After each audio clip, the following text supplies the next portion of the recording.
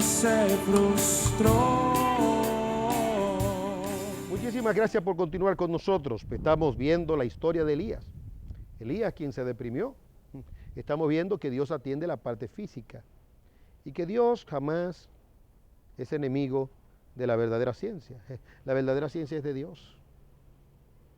En los últimos tiempos la ciencia habría de aumentarse. Y desde el punto de vista escatológico, nosotros encontramos, ¿verdad?, la ambigüedad en el sentido de que el progreso puede servir para bien y puede servir para mal. Todo lo que sea bueno para el hombre, desde el punto de vista de Dios, es aplaudido y es aceptado. Entonces el cuerpo del hombre es frágil, el cuerpo del hombre es vulnerable. Y toda persona debe saberlo, porque toda persona en este mundo ha de cursar por la depresión. Y si ignora esto, y es la tendencia a ignorarlo, entonces no se va a saber el individuo manejar de manera apropiada y de manera correcta. Alguien dirá, pues esto es elemental, precisamente. Son las cosas elementales las que se pasan por alto. Es decir, usted es materia, tiene una parte espiritual, tiene un alma, pero tiene un cuerpo. ¿Cómo Dios trató con la depresión de Elías? Dios le hizo ver a él que él tenía un cuerpo. Observe por un momento que nuestro gran Dios en ningún momento, observe usted que el gran Dios no tuvo, digámoslo así, un diálogo de consejería, como lo tuvo con Caín, que le advirtió, el pecado está a la puerta. Caín, ¿qué te pasa? ¿Por qué estás deprimido? ¿Por qué se ha entristecido tu semblante? ¿Por qué ha cambiado? Hubo un diálogo, hubo una comunicación. Aquí el Señor no pregunta tal cosa, ni como le preguntó a Jonás. No. La terapia del Señor, por así decirlo, ¿verdad?, usando un lenguaje de la medicina convencional, el Señor procedió inmediatamente. Lea conmigo, por favor. Dice, y acostándose bajo el enebro, versículo 5 del capítulo 19 del primer libro de Reyes, se durmió. Y he aquí un ángel lo tocó y le dijo, levántate, come. Recuerde usted que estaba tan deprimido que deseó morir, no quitarse la vida, sino que Dios se lo llevara. Es un sentimiento de ofuscación, es un sentimiento fruto de un agotamiento mental, emocional, si se quiere, pero de un agotamiento físico. ¿Cuál era el alimento que necesitaba Elías en ese instante? El alimento que necesitaba era el sueño. Los expertos saben, los expertos del cuerpo, saben que el sueño es un alimento.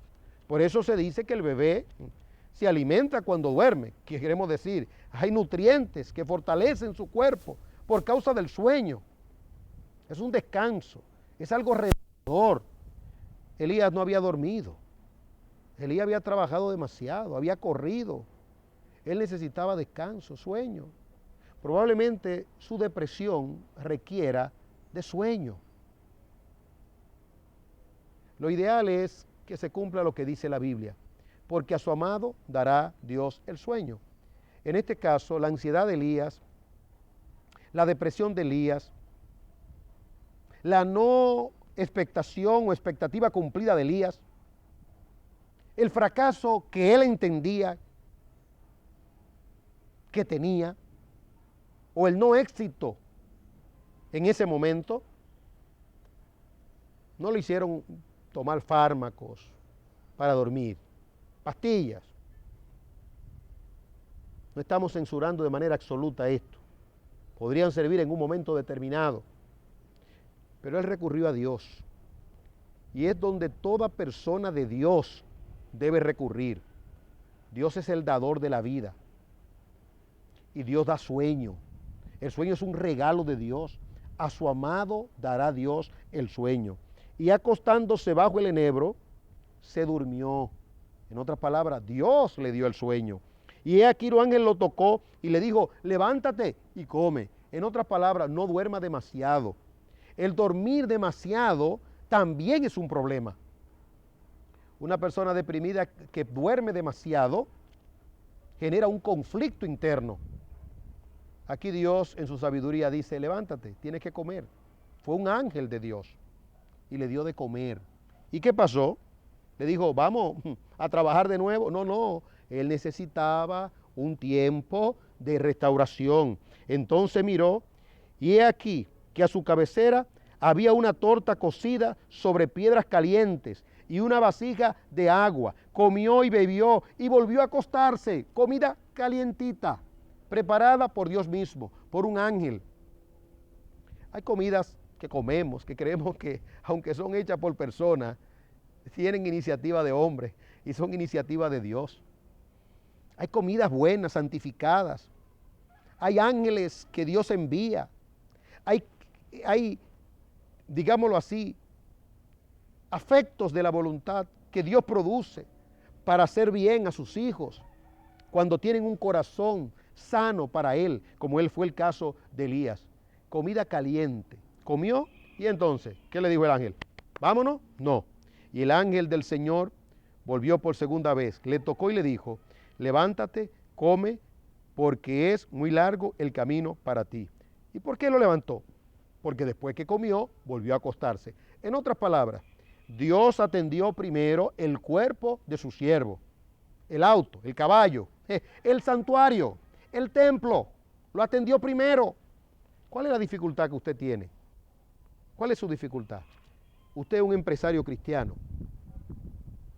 Ha tenido mucho manejo de dificultades y de casos. Y hasta se siente desamparado. Está viendo todo oscuro. Probablemente usted necesita un descanso. Si su relación con Dios está bien, usted necesita un descanso. Usted necesita dormir. Usted necesita separarse un poco. Usted necesita alimentarse. Y luego que se levanta, volver a comer y retirarse un poco para que pueda regresar con energía y con fuerza para servirle primero a Dios, para servirle a su familia, para servirle a su sociedad. Porque si usted es un empresario, usted es una persona productiva y que genera empleos. Ese instrumento maravilloso de Dios. Pero también puedo decir del obrero, del empleado. Usted necesita un descanso. Hay lugares, empresas que inteligentemente le permiten al obrero o al empleado adelantar vacaciones y tomar días. Si así usted se siente, hágalo. Su vida vale más. En ese sentido, atienda primero su cuerpo para que pueda prolongar su existencia. ¿Ve usted? La palabra de Dios atiende el cuerpo. Pero en el cuerpo no se debe de olvidar la parte de las neuronas, la parte del cerebro, que es algo tan complicado, que es algo tan complejo. Permítame decir algo finalmente. En lo que tiene que ver con esa parte tan delicada, ahora se descubre que hay mutaciones por la conducta. ¿Qué es esto? Bueno, antes se entendía que las conductas eran resultado de situaciones orgánicas en el cerebro. Pero ahora se descubre, y los descubrimientos también hechos en el pasado, no solamente ahora, sino en siglos atrás, cuando se examinaban cadáveres incluso de hombres que delinquían, crueles y malvados, y veían que había mutaciones en el cerebro diferentes. ¿Nacieron así? ¿O fue que mutaron su cerebro por sus hábitos? Ese es el punto. El cerebro del homosexual se muta. ¿Por qué? Porque la homosexualidad es una perversión. Y lo lógico es que se deprima. Es difícil, por no decir imposible, que un homosexual no se drogue, que no esté acompañada la homosexualidad con drogas narcóticas. No estoy diciendo que todos lo hagan, estoy diciendo que es difícil, porque es contra natura. El alcohol, los vicios, por eso los crímenes pasionales en esa esfera son horrendos, son terribles.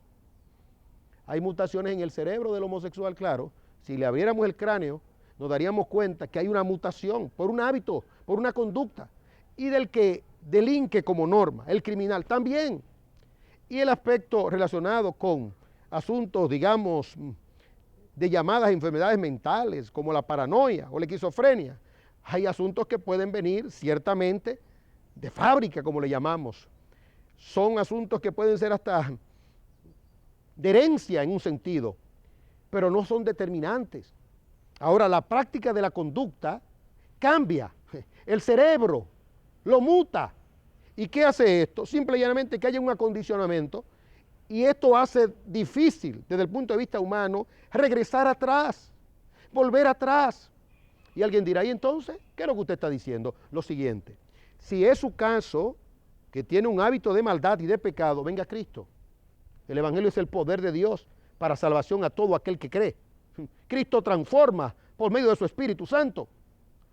Por otro lado, debo de observar que como el Evangelio es curativo, también es preventivo. No deje que su cerebro se le mute en la maldad. La paranoia, ¿usted sabe cómo se detiene? Con Filipenses 4:8. En esto pensad, todo lo justo, todo lo bueno, todo lo amable, si hay algo digno de alabanza. En esto pensad, léalo completo. He leído solamente una parte del texto. En esto pensad, en esto pensad. Celos amargos, celos infundados. ¿Lo están persiguiendo? ¿Usted cree que están hablando mal de usted?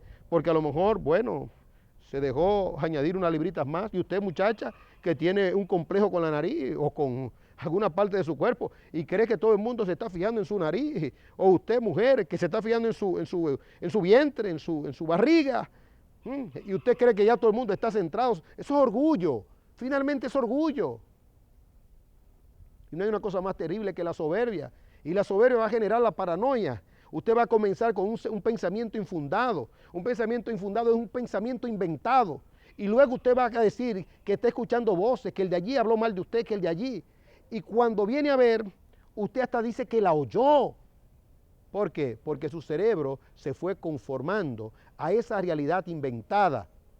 Por no curar su mal de forma rápido o rápidamente, su mal de forma expedita, con la verdad de Dios, con la palabra de Dios. Llene su cabeza de Dios.